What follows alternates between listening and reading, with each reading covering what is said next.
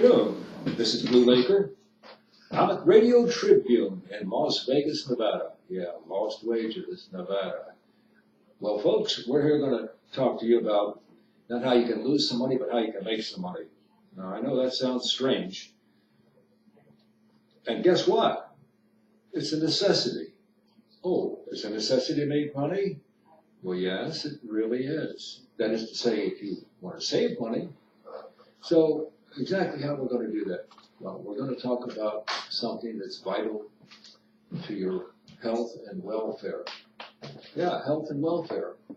What could that possibly be? Insurance. Medical insurance. Now, the medical program that we have been using, Obamacare, is falling apart every single day. It can't support itself anymore, nor can we expect the American population to support something that doesn't work. Now, the GOP plan calls for a new program, and of course that new program is going to have to be authorized by Congress. Right now, there's a lot of opposition to that. So what do? Well, we can look into history.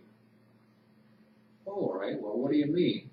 Well, you see, back in 1985, Ronald Reagan created a program called Cobra. Cobra is not an insurance plan. It is a guarantee of continued insurance that you might have. That insurance is with your own doctors, physicians, surgeons, dental, and so forth. Now, Cobra has been modified a few times, but there's a difference between Cobra and other programs. You see, Cobra is not an insurance plan. It, again, is a guarantee that you will be able to continue with your existing program. Well, what if that existing program is Obamacare? Okay, let's talk about that for a second, because then we have to get back to basics under Cobra. Cobra is continuing coverage for up to 18 months. 18 months? Well, what happens if we don't have a plan? Well, we're going to have a plan. That plan begins with Cobra. And an amended version of Cobra called King Cobra. We're going to get into that in a minute, but you see, I have to make sense to you, CENTS, so that you understand the vital role that you can play and make money at the same time. So, you know, every year when you fill out your income tax returns, if you've paid money into the system, that is to say your employer has put money away for you for tax purposes, and at the end of the year, you tally up all your expenses, and after that, and after those exemptions have been clarified by the Internal Revenue Service, you might get a check back. Well, that sounds pretty good, doesn't it? Well, yeah, it sounds pretty good, but guess what? It's your money. That is to say, you don't get anything out unless you put something in. Got it? You don't get anything out unless you put something in. Just like the bank. You got to put something in to get something out. Do they give you credit? Well, if you've been paying your bills on time, yeah, they'll give you some credit. And then they'll what? Oh, then they'll charge you interest. Right? Yes. That's the way they all work. Because none of them operate for free. They have administration, they have other costs, they have losses. There's a whole bunch of things that take place.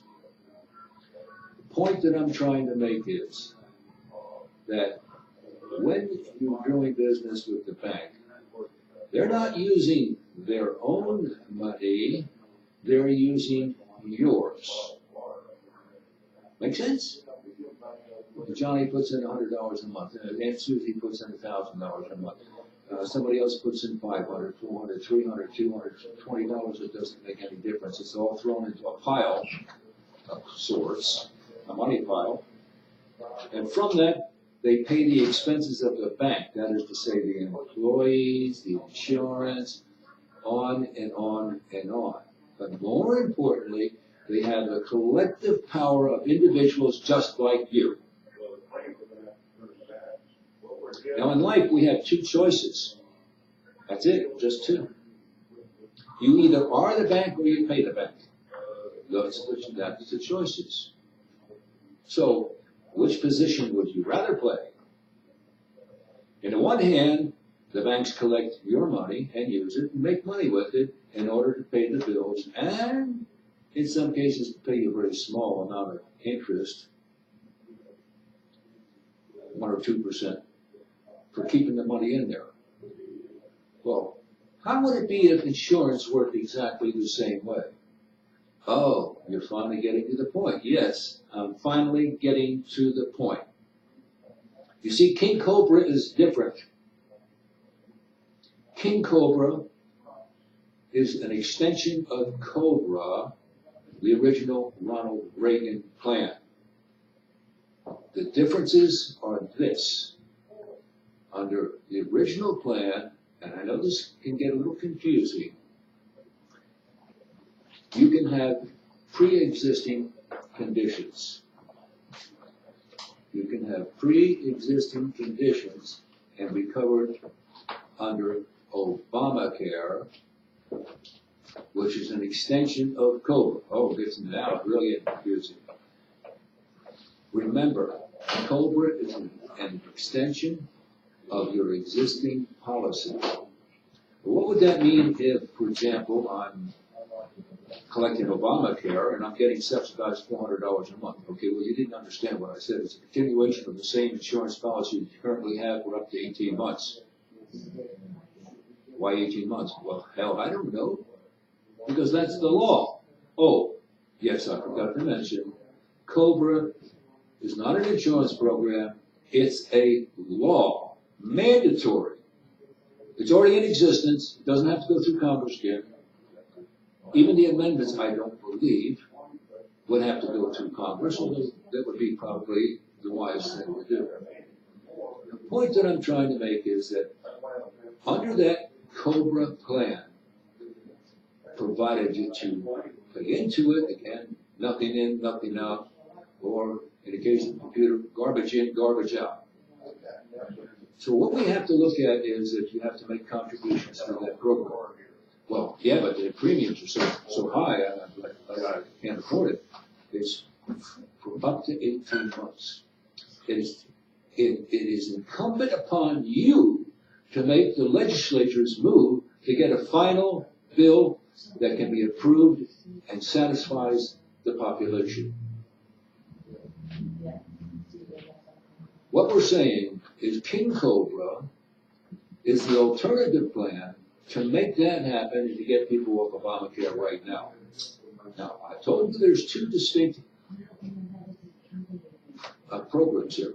You have Cobra, the original Reagan program, and you have King Cobra, that is a new program which is nothing more than amendments to the current program. But it clearly distinguishes between those in the high-risk group and those in the low-risk group. Now, well, how does that benefit everyone? Well, it benefits everyone from this point of view. That the people that are in the high-risk category can find insurance that is less expensive for them. They can continue with their existing policy for up to 18 months. But at that point, there's going to be some changes. On the other hand, King Cobra does not accept existing conditions for 1 year. After you become a member of King Cobra, you have to wait a year to have your pre-existing condition covered. Oh, so let me put this together. If I have 18 months under Cobra, the original plan, and I can't get coverage for a year with King Cobra, well, maybe I can extend Cobra until I get past the year. Well, maybe you can. Maybe. On the other hand, you're part of a risk group, and you're paying a greater premium. Those people in King Cobra pay lower premiums, have lower deductibles, but they have an investment that they're making. That investment is in the King Cobra plan, and that investment is paid monthly, and it is returned to you in full at the end of the year as a tax credit. So, let me get into that for a second. What is a tax credit? What is a tax deduction? There are two different separate pieces of fruit. In the one, the exceptions is deductible from your as expenses on your internal revenue form. The other is we're going to call it a cash dividend because it comes back to you in full at the end of the year.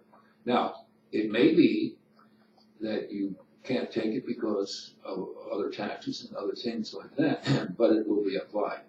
The bottom line is, well, why would the federal government want to give us back the money at the end of the year? Well, it's simple. They operate like a bank, or at least they should. And now because we have President Trump in there, who's a businessman who knows about these matters, and he has financial experts that are working with him, let me tell you how the banks work again. I said it once, I'm going to say it again. The banks collect money from each and every one of us. They put it together in a pot, and they use it for mortgages and other things to make money. So they're using your money to make money with to keep the bank afloat. Now that's called opium. Opium, that's a drug. Well, yes, in some cases opium is a drug. In other cases it's not. In this particular case it's not a drug. It's called other people's money. That's what the banks do. That's what the auctions do. You think that the auction owns 1,000 vehicles? No. Are they administrators? Yes. Do they have to give the money back when the sales transactions are made? Yes. Do they deduct the fee? Yes. Does the banks operate on the same basis? They take all of your money, my money, and everybody else's, put it together in a pump, in a pot, make money with it, and then give us our money back, and it's guaranteed to get back. Not today, it's not, because it's not covered. Because as it stands right now, they can come in and take the assets of a bank. This program has to be different. The government will not be able to take that money and flee with it. No. Wait a minute. We're going to have a monetary change here. Oh, that's true. We are going to have a monetary change. We are going to the gold standard. Now we're going to call it the gold and silver standard, but it's already in the process. And there's several ways that it's going to be approached. I have my own approach to it. It's similar to some of the other programs, but I think in my case it's a little bit better. But that's just my opinion. It's up to the financial experts to really explore that and see. But let's just say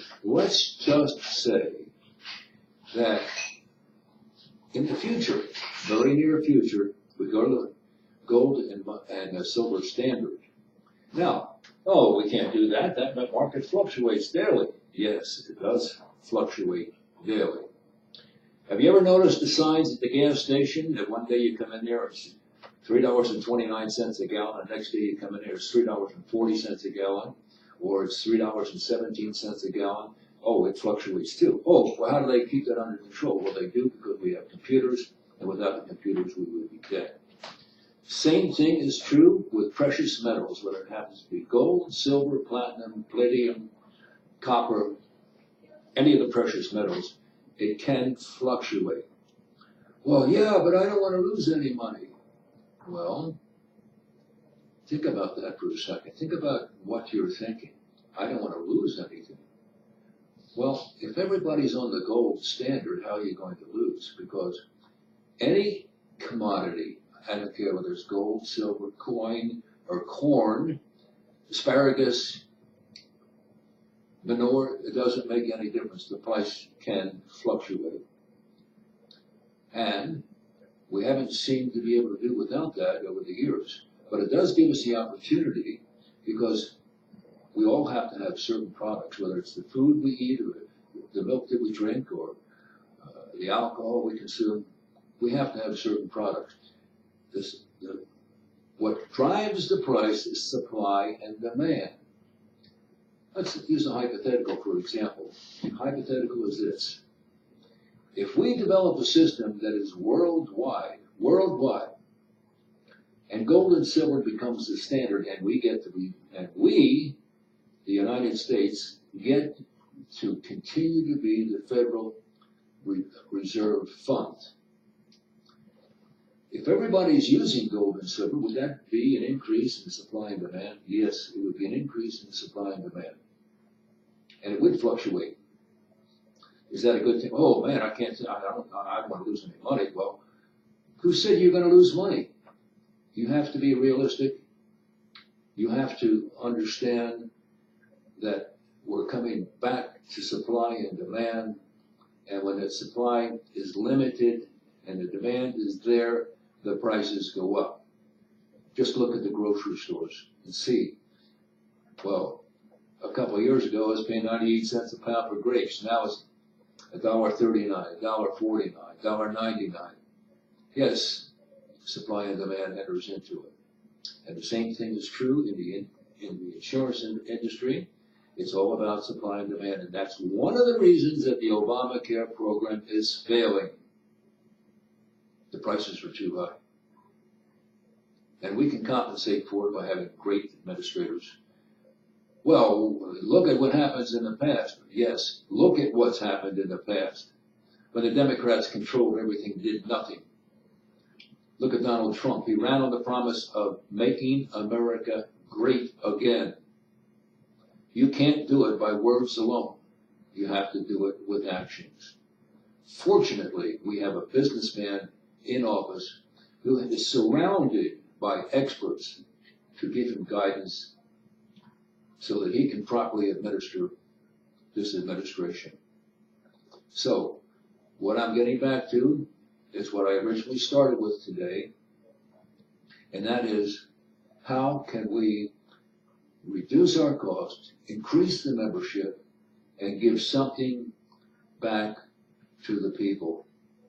And it's done very simply by having good administrators and understanding that you are going to get something back for your investment.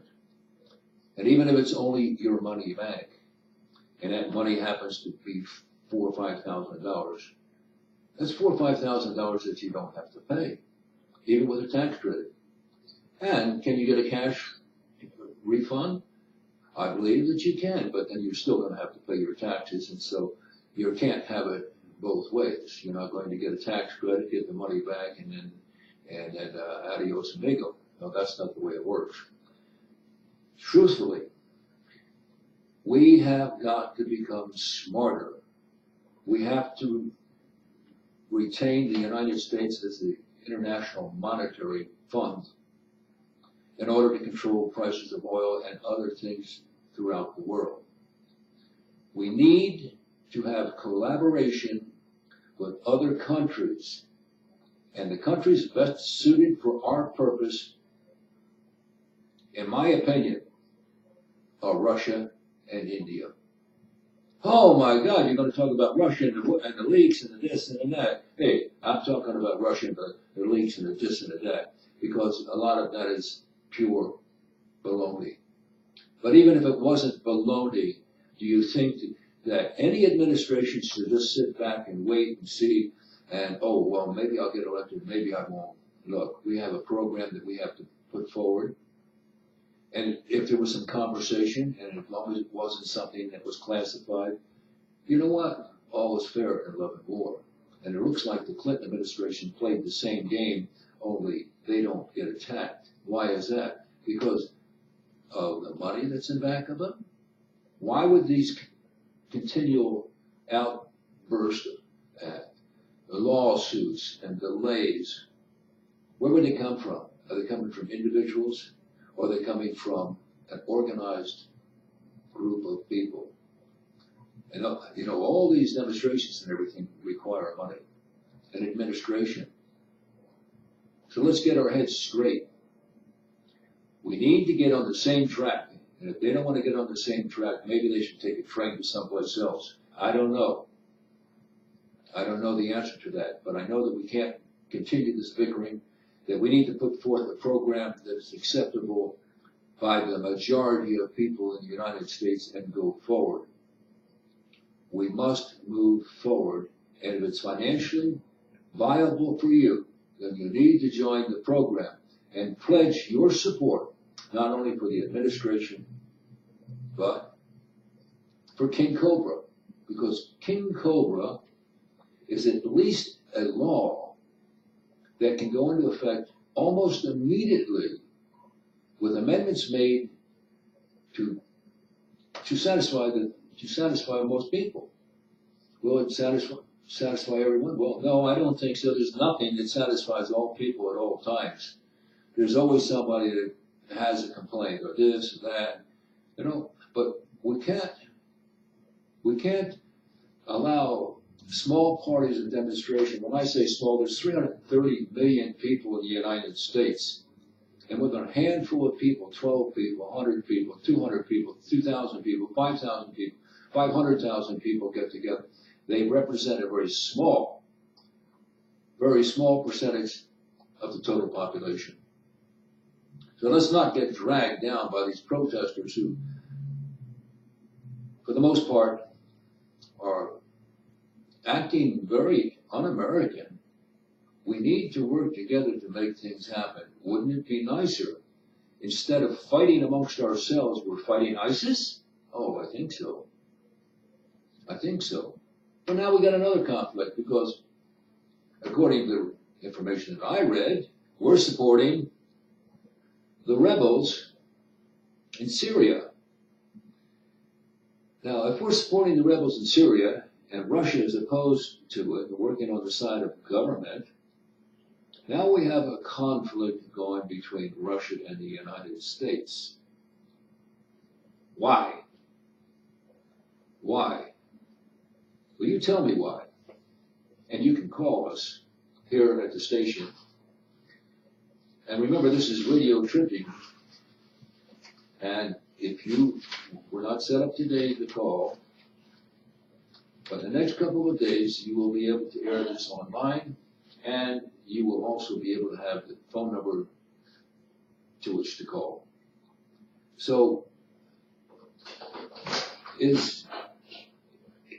can the Obamacare program, a liability today, be turned into an asset? And I say yes, absolutely. It can turn into an asset for the country, and probably a program that will be recognized worldwide. So as I mentioned to you today, would you rather see your money put to work where your money is working for you? Or would you just rather spend it on every lavish thing that you can have and not have any money at the end of the day? So if you want insurance, if you want a return on your investment, then you need to look very seriously, not just at King Cobra, but Cobra, the 1985 act that was perfected by Ronald Reagan. Yeah, the law on Cobra is 84 pages long, but you know what? It's not 10,000 pages. It's something that you can read in a day, and it's something that you can understand very clearly, and it is the law. So, my closing remark to you today is take advantage of these programs that are out there and available. Join us. We need your help and support. We need you to pledge your allegiance to the United States and Medicare or a health program that fits the entire population. So again, this is Blu Laker, and don't forget to tune in tomorrow. And we're at Radio Tribune here in Las Vegas, Nevada.